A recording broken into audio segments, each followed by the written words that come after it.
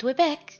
Just to remind you, we are solving our second case of the child who got kidnapped. So far, a whole lot of suspects and secrets, but not yet clear who did it. Unless maybe you already know. So I'm gonna go back to the nanny and ask her if she knows someone I can name. Hello again. I have some questions. All right. Portrait chest of dolls. Why do I want to know about that? I couldn't help but notice that chest full of dolls in the corner. Oh, that. Oh, I know it must look a bit strange, That it does. but I pick up old and broken dolls so they can be repaired and donated to orphanages. It's my way of giving back to the community and helping poor children who have nothing to play with. Wow, what a kind soul. I wish she would find less creepy ways to express her Yeah, altruism. it's kind of creepy. Portrait? That's a lovely portrait. Who is it of? That is my late husband, Jonathan. He used to attend meetings of the Spectre Society with me, bless him. I tried to get him to be more in tune with the other side, but I think he was just humoring me. Can I name him? He was a good man. Everyone at the society cared for him very much. Thank you for your time, Mrs. Davis. Oh, you're very welcome. Let's try that. See if I can name him. I'll be going now, Mrs. Davis. May the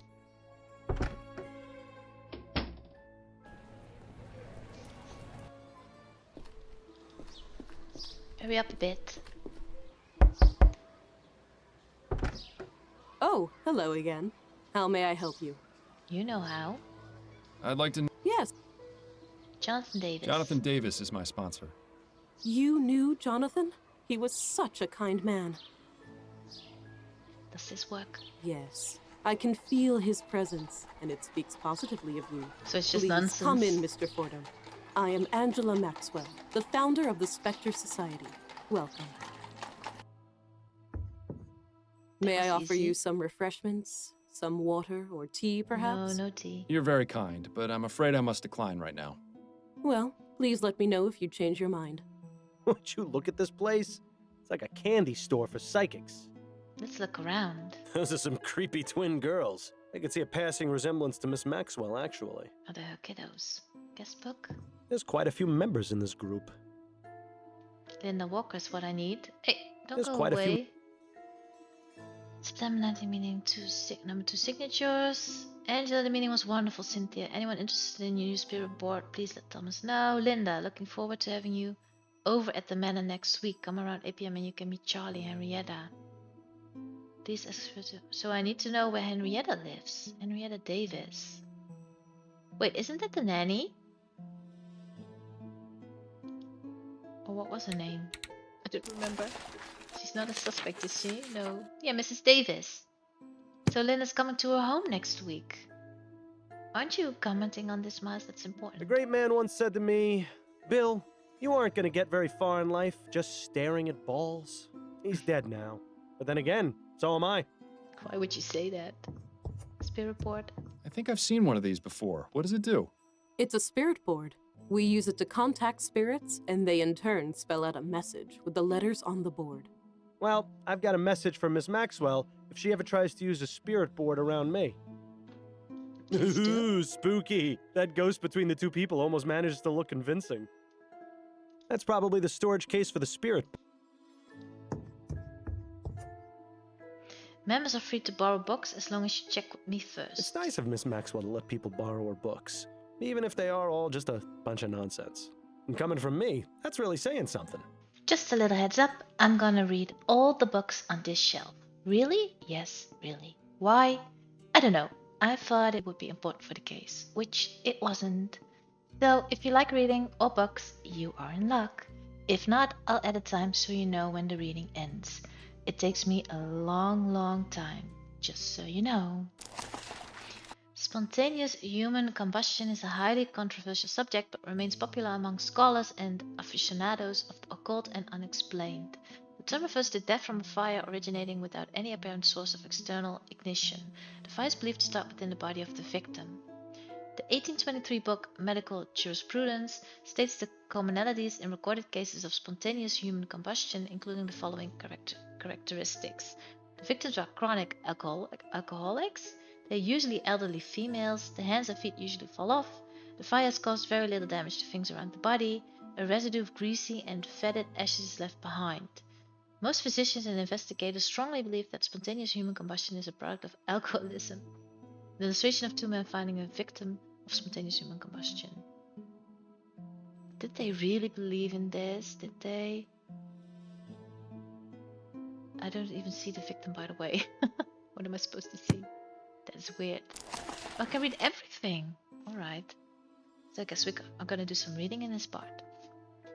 Tarot cards. The Magician. The central figure depicts someone with one hand pointed to the sky while the other hand points to the ground, as if to say, as above, so below. This is a rather complicated phrase, but its summarization is that Earth reflects heaven, the outer world reflects within, the microcosm reflects the macrocosm, Earth reflects God. It can also be interpreted here that the magician symbolizes the ability to act as a go-between between the world above and the contemporary human world. On his table, the magician also wields all the suits of the tarot.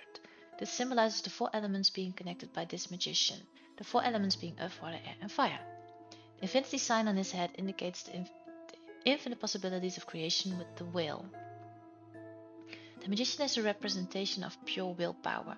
With the power of the elements and the suits, he takes the potential innate in the fool and molds it into being with the power of desire.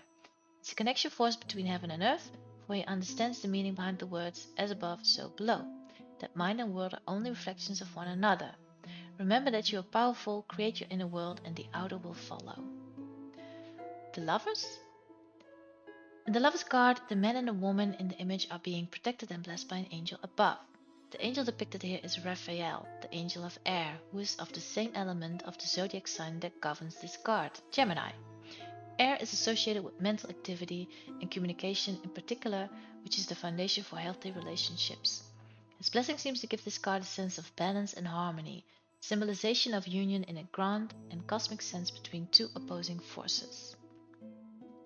So I guess there's a lot you have to know if you are, how do we say this, a tarot card reader? I don't know how it's called. The primary meaning within the lovers is harmony, attractiveness, and perfection in a relationship. The trust and the unity that the lovers have gives each of them confidence and strength, empowering the other. The bond that they have created is very strong, and it can indicate that the two are joined in marriage and other close and intimate relationships. Another meaning behind the lovers card is the concept of choice, a choice between things that are opposing and mutually exclusive. This could be a dilemma that you need to think about carefully and make the best decision for your situation. The Ether? The ether, which is to say the outer void, is the primary channel through which spirits can travel and communicate with the living. So I'm thinking, because in the past case in the newspaper there was some explanation about the ether, so are they explaining something and then in the next case that's what it's about or something like that? So they give you kind of a view of what's going to happen. This unseen dimension exists in conjunction with ours, but can only be accessed by people gifted with the sight or special communication tools. The most common tool for spirit communication is the interrogate. They are just making up words. When spirits wish to communicate, their messages enter our dimension as vibrations, undetectable except by the aforementioned people and tools. The aetherometer reads these vibrations and translates them into sounds or words, which the medium can then interpret. Well, that is kind of how they do it in real life, the ghost hunters, or I don't know how they call themselves. Spirits expend a great amount of physic energy when they communicate, which is why most of their messages must be received via this tool. If a spirit is able to harness a great deal of energy, however, it is possible for them to cross over as a physical manifestation or apparition. While this is slightly less common, there have been several documented cases of apparitions throughout history. With the emergence of modern ferrotype technology, it has been possible to capture images of these apparitions. Unfortunately, the long exposure times necessary to produce these images means that it is difficult to capture spirits as they move quickly and are often only visible for seconds at a time. Well, unless you're a ghostbuster, that is. However, as this technology develops, it will surely be possible to capture ferrotype images in a matter of seconds, thus greatly increasing the probability of capturing the image of a spirit. Unfortunately, spirit photography is easily faked, and many fraudulent examples have arisen. Due to this, it has become increasingly harder to prove the real instances of spirits captured. Once again, the lowering of exposure time will make it much more difficult to fake. It will be interesting to see where leaps in technology will take us. Oh my god, do I need to read all of this? You're kidding. Look at it! It's so much. Oh my god. To those who would claim that what lies beyond the veil is only madness, I ask you, is it madness to gaze upon the face of the others? Those who can provide us with the cosmic knowledge of the ones who came before us, where we are headed, and what purpose we serve. Look beyond. Remove the blindness of logic and reason and embrace the unknown. For here is where the truth ultimately lies, not in some rigid textbook. You must open your mind and attune your senses in order to perceive what is really there, for beyond the veil lies all. Recently, I was speaking to a dear friend who had lost her mother just a few months prior. She told me that in the days following her mother's passing, she sensed a shift in energy in her home, a benevolent energy. She became convinced that her mother's spirit was reaching out from beyond the veil. And why wouldn't she be? Death is not the end of our beings. We may shed our physical bodies, but our souls are eternal. While we have not yet mastered the ability to communicate with the deceased, we grow closer and closer each day. Our friends and loved ones who have passed beyond the veil and into the ether have as much of a desire to speak with us again as we do with them. This is why spirit mediums are such valuable aids. Without them, we would be lost. Many are skeptical and with good reason, but the mere fact that mediums exist should be proof enough that whatever higher power created us wanted to ensure that there were those among us who could bridge the gap between the living and the dead. Well, that's not really how proof works, but fine by me if you want to believe in that. I'm gonna take a sip of water because it's so much reading. Ah, that's better. Communication with the spirit realm is most often achieved via the help of a medium. So maybe should have read this from left to right. Whoops. A fairly common practice employed to communicate with the dead is the seance, in which the medium tries to establish contact with the dead in the presence of a small to medium-sized group of people. The general opinion is that a greater amount of energy provided by living beings will establish a stronger connection to the spirit world. A medium is someone who can speak to the dead. Two types exist, mental and physical. The mental medium tunes in to the spirit world and relays messages by sensing or seeing spirits. The physical medium is able to produce manifestations of spirits, apparitions, knocks, bell rings, etc. by using ectoplasm created by their bodies and the bodies of seance attendees. That illustration, very funny. Over here. No one is exactly sure how the ability of mediumship is attained. Some claim to have it from birth, while others attribute it to near-death or other traumatic experiences. Whether a medium can see spirits or only hear them depends greatly on their level of skill, as well as their natural attunement to the spirit realm. Some mediums claim that an increase of this attunement is possible through practice and study, while others insist that it cannot be taught and is something that is either possessed or not.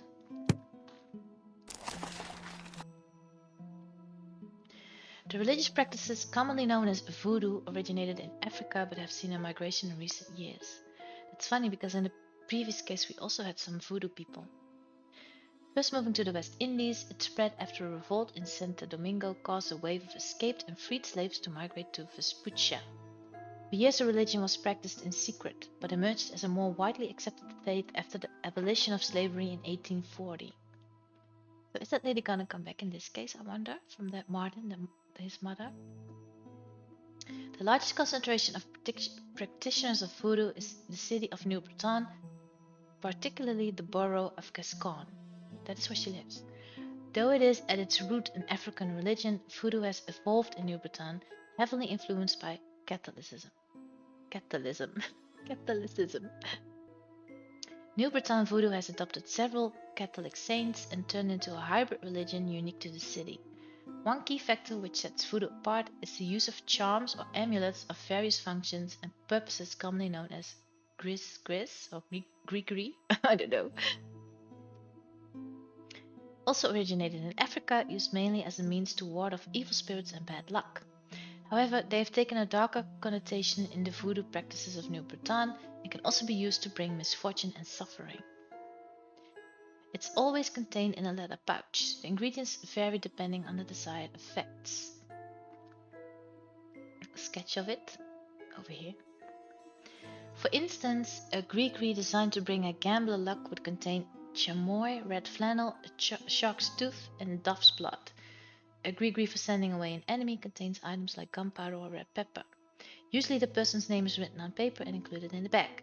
To bring someone bad luck in business, it will contain chicken bones and graveyard dust. Wait, did I read? No, I didn't read this. Oh my god, I have so much more reading to do. Oh, this is a bit annoying. I wonder if you would play this game for yourself, would you read all this? Probably not. It would take way too long. The giant squid, or Architeuthis, oh my god, is one of many terrors of the deep. It has never been seen by humans, and all evidence of its existence has been found washed ashore or in the belly of the squid's natural enemy, the sperm whale. Researchers have theorized that the giant squid can grow as large as 175 feet. Beaks and tentacles have been found in the stomachs of whales, and some bear the scars and marks of suction cups. The giant carnivore has a torpedo-shaped body and moves quickly through the ocean by using a jet of water forced out of its body by a siphon.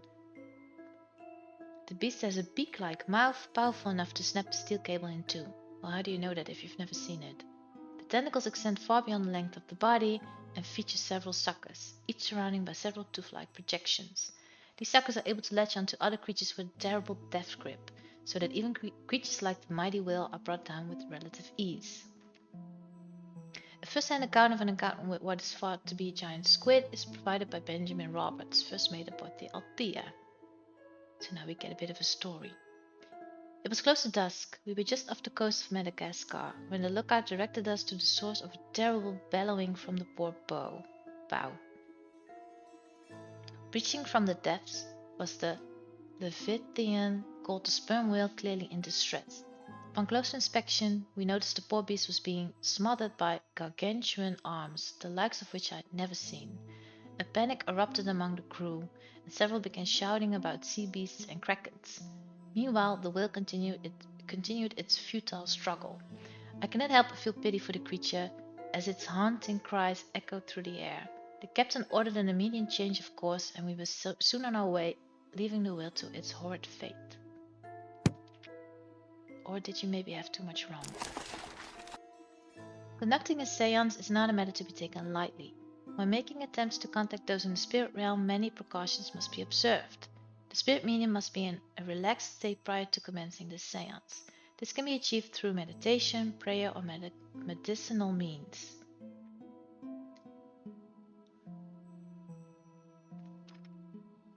An agitated medium will have an extremely negative impact on the quality of the seance and may even attract violent spirits. During the seance, the medium will act as a vessel for spirits and pass on messages from the deceased. In some instances, a spirit board may be used. These are flat tablets, typically made of wood. On the board are a number of symbols, pictures, letters, numbers, and words. The board is accompanied by a planchette, French for little board, which can take the form of a pointer on 3 legs or magnifying glass on legs. A most basic spirit board would contain simply the alphabet of whatever country the board is being used in, although it is not uncommon for whole words to be added. Like goodbye. The board is used as follows. 1 to all of the participants in the seance place 1 or 2 fingers on the planchette, which is in the middle of the board. The appointed medium asks questions of the spirits with whom they are attempting to communicate. Well, you probably know how this works because it's been in movies quite a lot. Another word that is so weird. Metempsychosis. From the Greek meta, expressing change, and psyche, soul, refers to the philosophical idea of transmigration of the soul at the time of death. That is to say, the reincarnation of a soul in another human or animal. It is thought to have originated with Orpheus in the 6th century BC. Orpheus proclaimed that the body and soul were 2 separate entities chained together in life. Upon death, this bond was dissolved and the divine soul was freed from its corporal prison. However, until the soul attained absolute purity, it was fated to continue the cycle of reincarnation. Deeds done in life would affect the soul's purity and determine how much longer its spiritual journey would go on before ascending to heaven.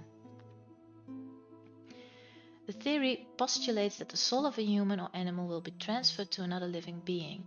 Some characteristics or personality traits of the soul are usually preserved throughout reincarnations. For example, eye color or an affinity towards a particular person or item. There's some debate regarding the exact nature of the transferal of souls, but it is generally accepted that a human soul will transfer to an animal which is already alive. A soul belonging to an animal or human transferred to a human will enter a body at birth and not one which is already alive. Therefore, it can be useful to confirm a suspected reincarnation if the date of death and birth of the old and new bodies is the same. One popular believed case of metempsychosis comes from medieval Germany, where two feuding families both met their ends. The last of one line was suspected of setting the other's stables on fire, during which the other perished. Soon after, a white horse took up residence at the surviving family's estate.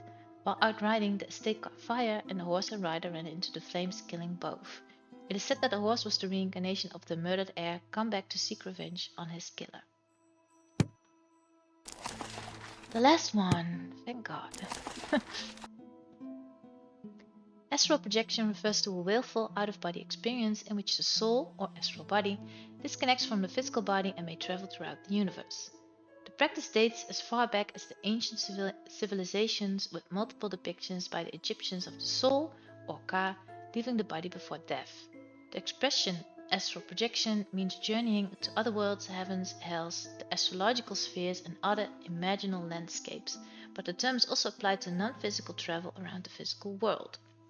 Though this usage continues to be widespread, the term etheric travel, used by some later theosophists, offers a useful distinction.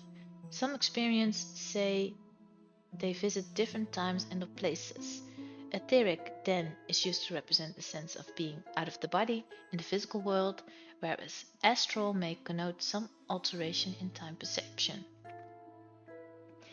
This etheric body is usually, though not always, invisible, but is often perceived by the experienced as connected to the physical body during separation by a silver cord.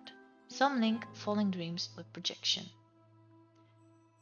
Other experience may describe a domain that has no parallel to any known physical setting. Environments may be populated or unpopulated, artificial, natural, or abstract, and experience may be beatific, horrific, horrific or neutral.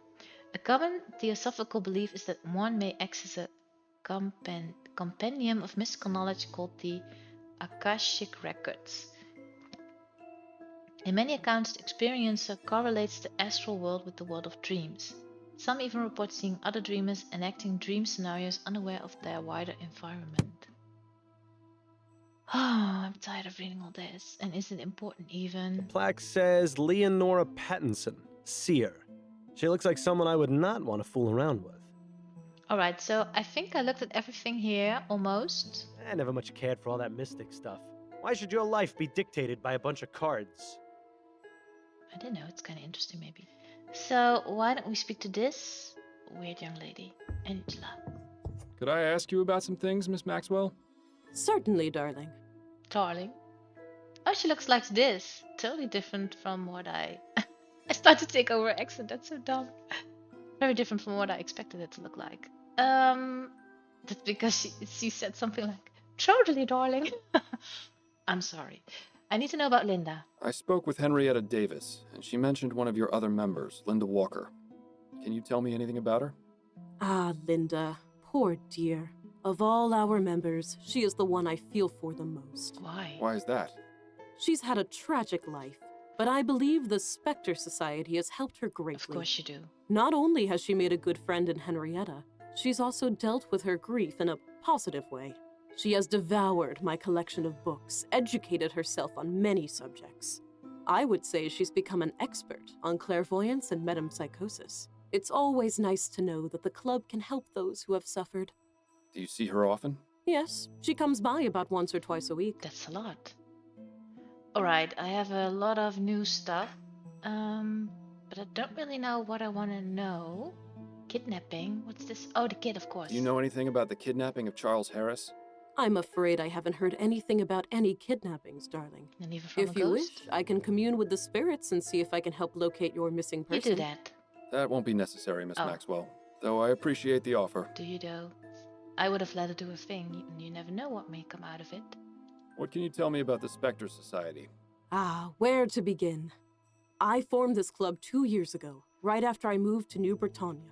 During our meetings, we discuss our experiences with paranormal phenomena and organize investigations. Investigations. What sort of investigations? We look into places all around the city which have been reported as haunted. Sounds cool. New Britannia is teeming with the spirits of those killed during the French and British takeovers of the city.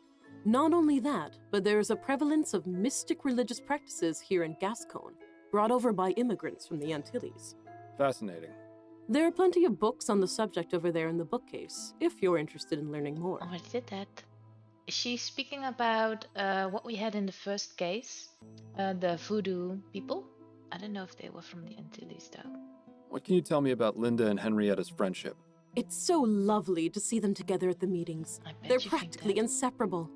It's quite sweet. They often leave messages for each other in the guest book. When Linda found out that Henrietta was taking care of an infant, she even gave her a toy bear for the child. I remember Suspicious. Linda lighting up with excitement when she asked about him. She really loves children. It's such a terrible shame about... But please, let's discuss something more pleasant, shall we, darling? No. Continue, I want to know. I'm sorry, what was it you said? Madam Psy, what? Metempsychosis, darling.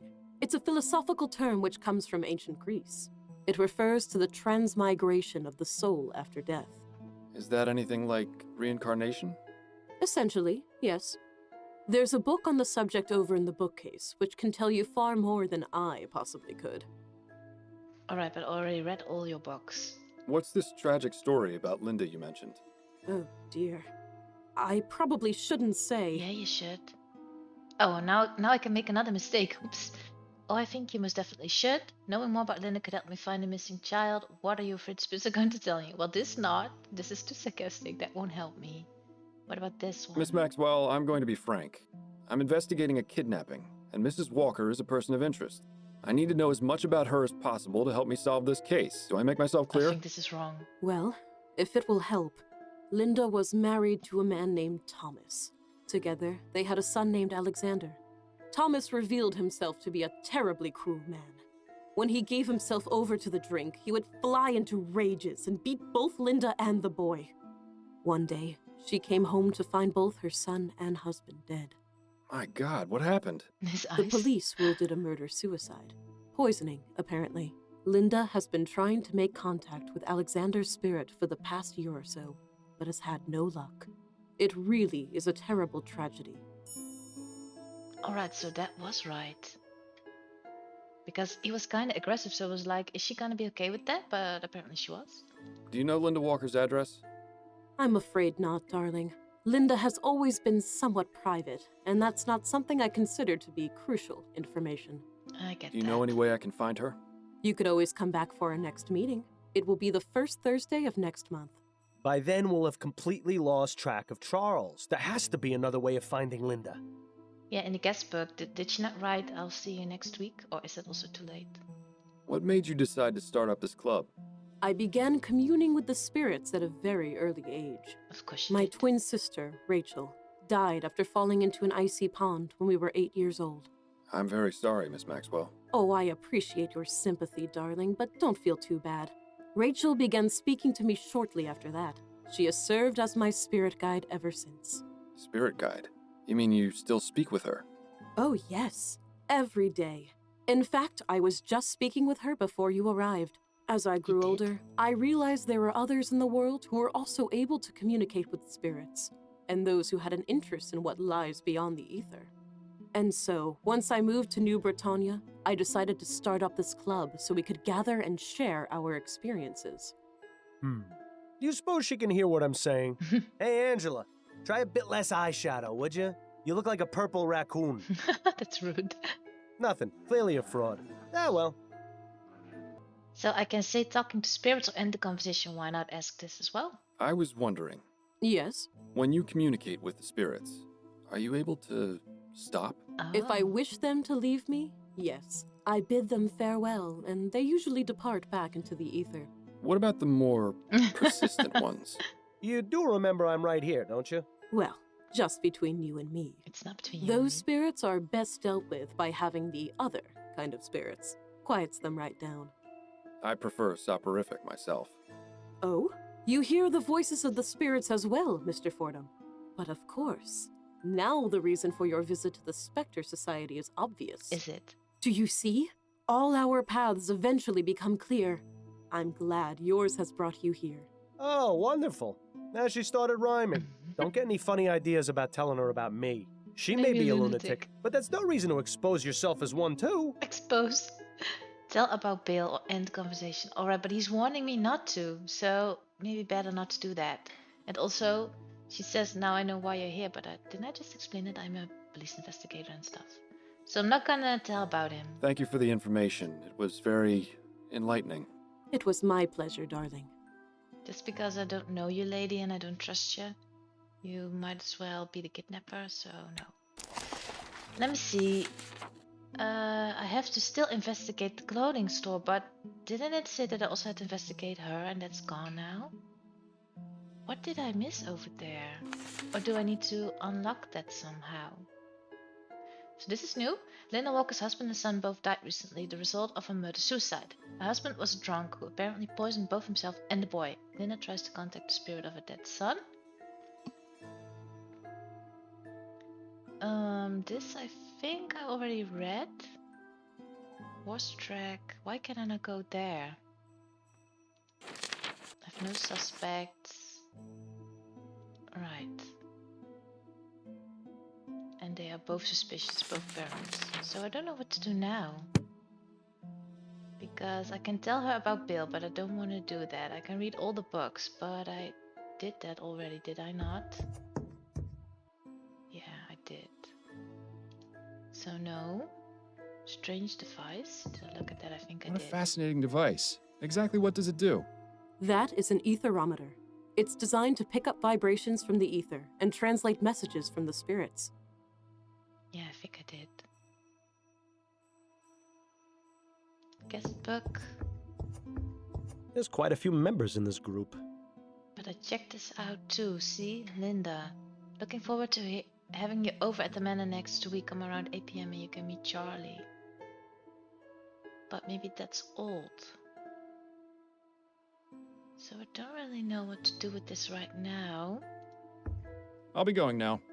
May the spirits guide you to that which you seek. I hope that too. Well, not Bill, because he's not really helping.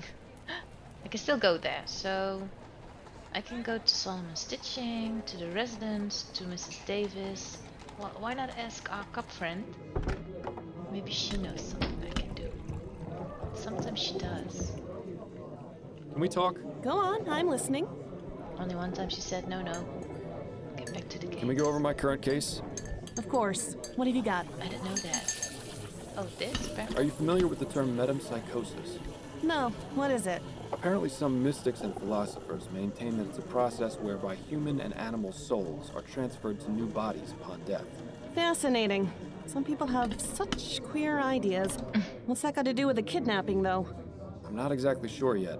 Sometimes I'm jealous of all the odd things you detectives get to look into. That's enough about the case for now. Okay. I thought you were a detective as well.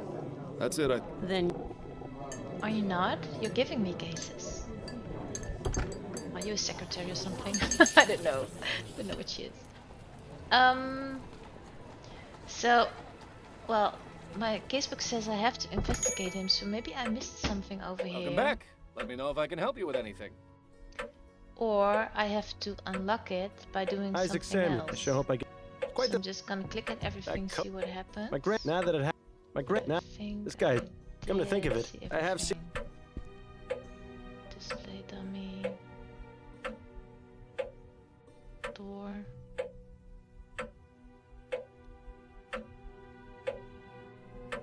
That cloth will be, or maybe, judging from the.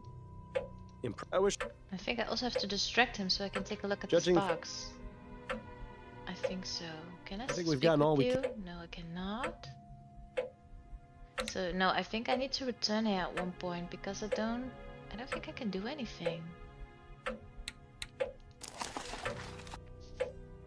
So I don't have any leads, do I? I don't think I do. Oh, maybe the granny. What's her name? Ask her about her meeting up with Linda. Could see if that works. Hello again. I can't speak with her. I have some questions for you. All right. Mrs. Davis? Yes. Mrs. Davis, have you ever had Linda visit you at the Harris Manor? Oh, no, of course not. Liar. And would you care to explain your note to her in the Spectre Society guest book?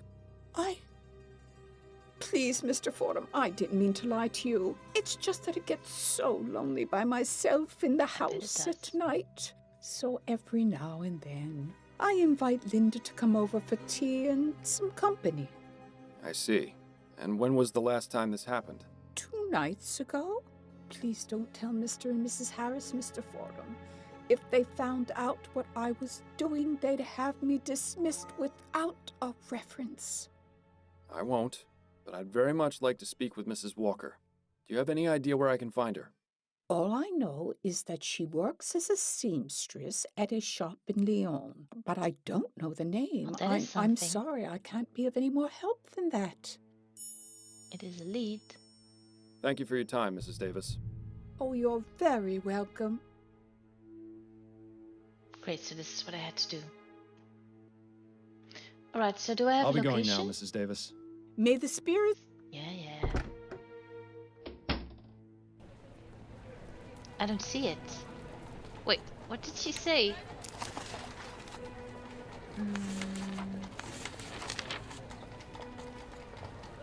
I know. What did she say? Track down Linda Walker. So could be... maybe she knows? So I should have gone to that granny first.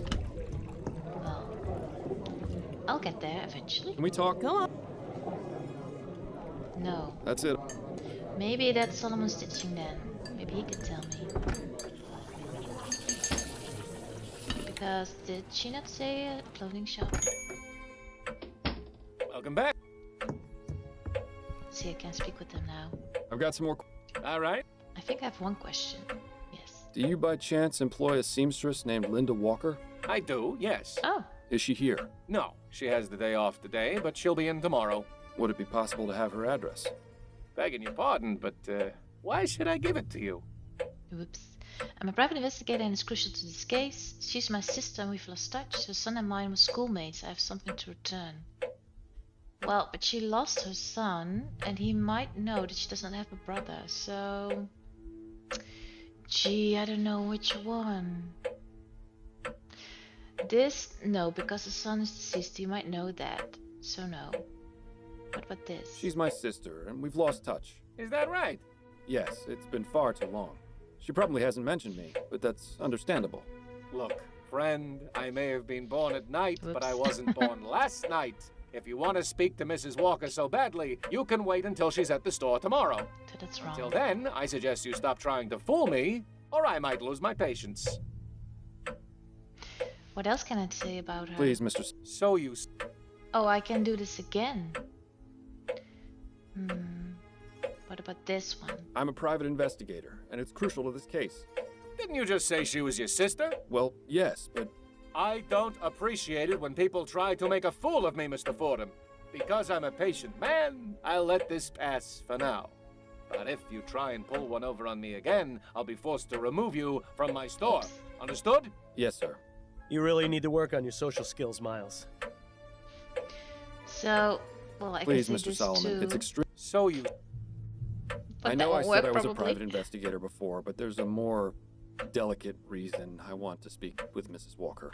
Oh? Her son, Alexander, and mine were schoolmates. I just found a book he lent my son, and I wanted to return it. I've been trying to track her down for ages, and only just found out where she worked. Oh, I see. It was a terrible tragedy what happened with her boy and her husband. So this is it. I know how private Mrs. Walker is, but I'm sure she would appreciate you returning her son's book. All right. She lives at 403 St. Thank Agnes you. Street. Remember when you couldn't even bring yourself to trick people into thinking their shoelaces were untied? You've come a long way, It's always Miles. so nice to me. I'll be taking my leave of you now, Mr. Solomon. Very good. for watching. Curious what happens next? Subscribe to my page so you don't miss anything.